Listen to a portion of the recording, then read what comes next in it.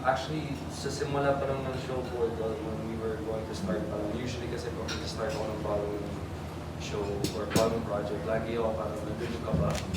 But yung mga preparations namin and yung mga meeting namin with Miss Jer, the whole unit, and with Direct FMR, this is the first time in my career na wala dun yung hindi ako napapressure, pero hindi ako kinakabahan in terms of like, they made me feel so relaxed and they made me feel so yung support na binibigay nila sa amin. Hindi pa, wala pa to. As a lead actor lang. And FMR is, nag-build ng relationship si FMR with me na sa first meeting pa lang namin, I was so surprised. It's a genuine feel, genuine concern and yung binigay niya sa akin, which made me be like, oh wow.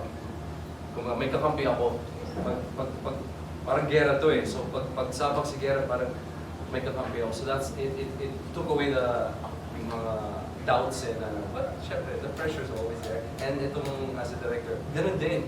I was surprised na hindi ako parang alam ko na yung gagawin ko eh, but that also came from the confidence na binigay sa ng buong team. Ang buong team, from art dep, from pinaka-top si Ms. JRB, hanggang sa baba. I got all of the support. So,